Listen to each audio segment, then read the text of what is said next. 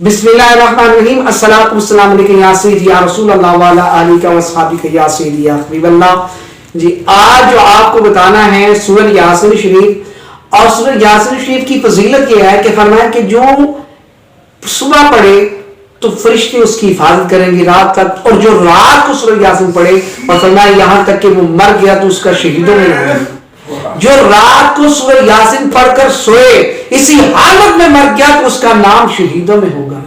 اب سورۃ یاسین پڑھنی ہے، بتائیں سورۃ یاسین کتنی زیادہ لمبی بھی نہیں ہے، اور ویسے بھی سورۃ یاسین بہت لوگ شوق سے پڑھ لیتے ہیں۔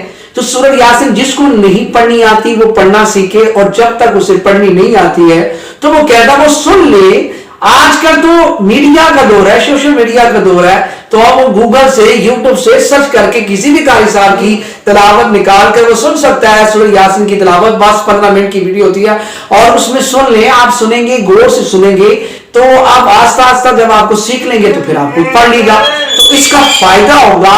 تو فرمایا کہ ہر شے کا دل ہوتا ہے، اور فرمایا کہ قرآن کا بھی دل ہوتا ہے۔ تو حضور نے فرمایا قرآن کا جو دل ہے وہ سورۃ یاسین ہے۔ یہ حضور کا فرمان ہے کہ ہر شے کا دل ہوتا ہے، اور قرآن کا دل کیا ہے؟ سورۃ یاسین ہے۔ اور فرمایا کہ جو ایک مرتبہ سورۃ یاسین شریف پڑھتا ہے اللہ تبارک و تعالیٰ اس کے نامہ اعمال میں 10 قرآن کا ثواب لکھتا ہے۔ اب ایک مرتبہ یاسین شریف پڑھنی ہے تو اللہ تبارک و تعالیٰ اس کے نامہ اعمال میں 10 قرآن کا ثواب لکھتا ہے۔ سامعین، آپ اپنی دنیا میں وقت میں اپنے دوستوں کے ساتھ، اپنے رشتہ داروں کے ساتھ آپ کتنے گھنٹے ٹائم فضول لغویات میں ضائع کرتے ہیں، تو کیا 10 منٹ اللہ کا قرآن بھی نہیں پڑھا جا سکتا؟ 10 منٹ اللہ کا قرآن پڑھیں تو اس پر اللہ تعالیٰ کی خاص انوار و تجلیات اور فضل اور کرم ہوگا، اور کتنا فضل ہوگا آپ اس کے بارے میں اندازہ بھی نہیں لگا سکتے۔ یہ جب آنکھیں بند ہوگی تب معلوم ہوگا کہ تم نے دنیا میں جو عمل کیے، یہ قرآن شریف پڑھا اور پڑھایا، اس کی وجہ سے اللہ تعالیٰ نے کتنی رحمت اور کتنے فضل اور کتنا کرم کیا، یہ تو محشر میں پتہ چلے گا۔ اور یہ تو ہے نا قرآن شریف کا دل۔ غرض یہ ہے کہ آپ اس کا پڑھنے کا معمول بنائیں، اللہ تبارک و تعالیٰ آپ پر بہت فضل اور بہت کرم فرمائے گا۔ تو سامعین، اور حضور نے فرمایا نا کہ جہاں پر اللہ اور اس کے رسول کا ذکر ہو رہا ہو، فرمایا وہاں پر بیٹھنا ایسے ہی ہے جیسے جنت کی کیانوں سے کھایا۔ تو بتائیں کہ قرآن اللہ کا کلام ہے، تو اللہ کے قرآن کو جب پڑھیں گے تو پھر ایسے ہی ہے جیسے تم نے جنت کی کیانوں سے کھایا۔ اب جنت کی کیانوں سے کھانا، تو پھر بھی اگر یہ آفت دے اور پھر بھی اللہ قبول نہ کرے تو پھر اس سے بڑی کوئی بدبختی کوئی نہیں ہے۔ سامعین، آج سے عہد کریں، آپ دنیاوی کام کریں لیکن اللہ کے لیے اللہ کی رضا کے لیے آپ دین کے لیے بھی وقت نکالیں، قرآن سمجھائیں۔ اور حضور علیہ الصلوۃ والسلام کا فرمان عالی شان ہے کہ فرمایا کہ قرآن کا حق میں سے ایک حق یہ بھی ہے کہ اس کو سمجھا جائے۔ بولو، قرآن کے حق میں سے ایک حق کیا ہے؟ اس کو سمجھنا۔ تو اب اس کو سمجھنے سے مراد کیا ہے؟ اس کو سمجھنے سے مراد ہے کہ اس کی عبارت کو سمجھا جائے کہ اللہ تبارک و تعالیٰ کیا فرمایا ہے۔ اگر آپ کی دوستی کسی چائنا سے ہو جائے تو اب آپ وہ چائنا سے آپ کی دوستی فیس بک میں ہو جائے تو اب وہ آپ اس سے کتنی محبت بھی کریں تو آپ کی کوشش ہوتی کہ یار میں اس کی بولی سمجھوں۔ کیوں؟ مجھے نہیں معلوم ہے کہ وہ کیا کہہ رہا ہے مجھ سے۔ تو اب اللہ کا کلام ہے عربی میں، ہماری زبان اردو ہے، میں نہیں معلوم کہ اللہ کیا فرما رہا ہے، تو پھر عربی کو جب سمجھیں گے تب پتہ چلے گا اللہ تبارک و تعالیٰ اپنے بندوں سے کلام کیا کر رہا ہے۔ تو وہ کلام کیا فرما رہا ہے تو وہ تبھی سمجھ آئے گی جب آپ اللہ تعالیٰ کی زبانیں اللہ تبارک و تعالیٰ کے کلام کو سمجھیں گے، تاکہ کلام کو سمجھیں گے۔ اب دیکھیں نا، قرآن آخری بات یہ ہے کہ قرآن اللہ کا کلام ہے، قرآن اللہ کا کلام ہے، اس میں کوئی شک نہیں ہے۔ جس مذہبی مکتبہ فکر سے تعلق رکھتا ہے وہ اس بات کو مانے گا کہ قرآن اللہ کا کلام ہے۔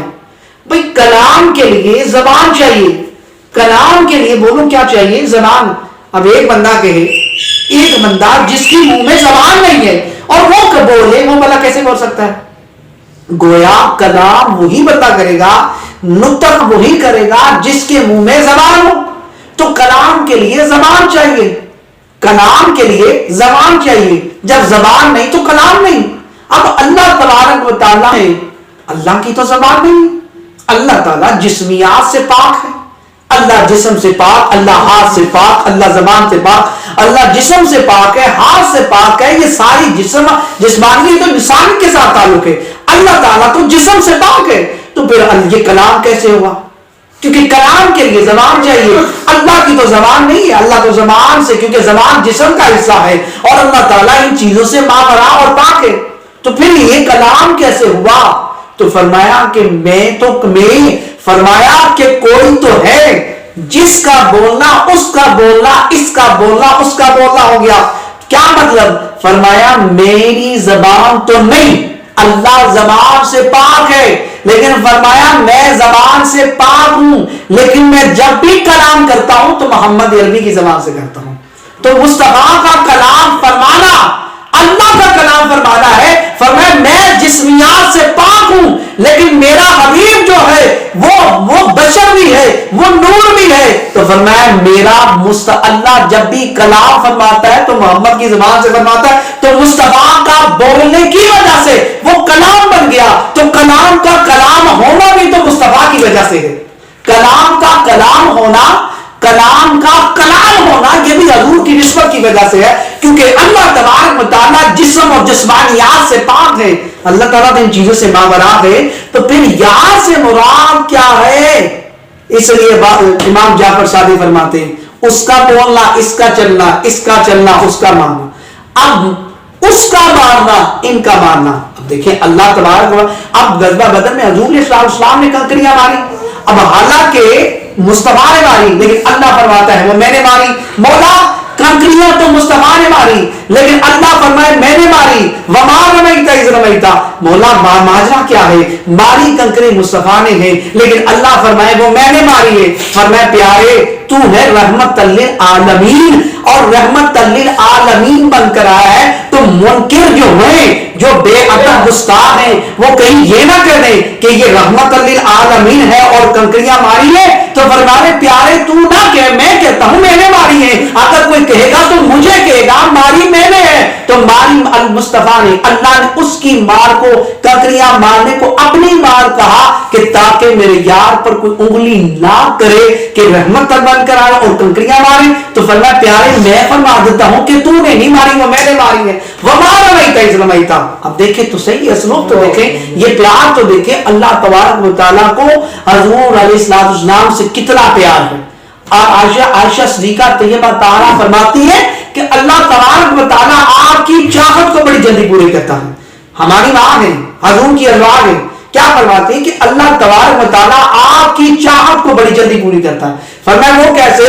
فرمایا آپ نے آسمان کو سر پاک، آپ نے اپنے سر پاک کو آسمان کی طرف اٹھایا، رب نے کہا آپ نے آسمان کی طرف سر اٹھایا، رب نے کعبہ بدل دیا، اور فرمایا جب آپ محشر میں سر سجدے میں رکھیں گے رب سارے گناہگاروں کو بخش دے گا۔ تو فرمایا رب تبارک و تعالیٰ آپ کی چاہت کو کتنی جلدی پورا کرتا ہے، ادھر آسمان، ادھر سر اٹھایا جائے تو رب کعبہ بدل دیتا ہے، اور ادھر جب سجدے میں رکھا جائے تو رب گناہگاروں کو بخش دیتا ہے۔ تو فرمایا اللہ تبارک و تعالیٰ آپ کی چاہت کو بڑی جلدی پورا فرماتا ہے۔ تو جس کے لیے کائنات بنی ہے وہ کائنات کی ذات پاک کون ہے؟ وہ محمد عربی علیہ السلام کی ذات پاک ہے۔ عرض یہ ہے کہ حضور کی دلوں میں بٹھا لے تو پھر آپ کو محشر میں حضور کی ہر شفاعت نصیب ہوگی۔ آپ اسے شیئر کریں گے جو بھی سے فائدہ اٹھائے گا، اور جو بھی رات کو سننے سے پہلے سورہ یاسین شریف کا معمول بنا لے گا، اس ویڈیو کو سن کر سورہ یاسین کا جس کا پڑھنے کی عادت بن گئی، تو بتائیں سامعین جس طرح آپ میٹر چلتا ہے نا بجلی کا، اسی طرح نیکیوں کا میٹر بھی چلتا ہے۔ اگر یہ ویڈیو سن کر کوئی یاسین پڑھنے کی عادت بنا لے اور آپ شیئر کریں، پھر وہ اس کی عادت بنا لے، تو جو عادت بناتا رہے گا یہ آپ کے لیے اور میرے لیے نیکیوں کا میٹر چلتا رہے گا۔ تو یہ آپ کے لیے میرے نیکیوں کا میٹر چلتا رہے گا۔ تو اللہ کی رضا کے لیے شیئر کریں تاکہ جو بھی اس کی عادت بنائے گا وہ آپ کے لیے میرے لیے تو شجاعت بنے گا۔ اللہ حضور کے نعمت پاک کا صدقہ فضل فرمائے، کرم فرمائے، صلی اللہ علیہ وسلم۔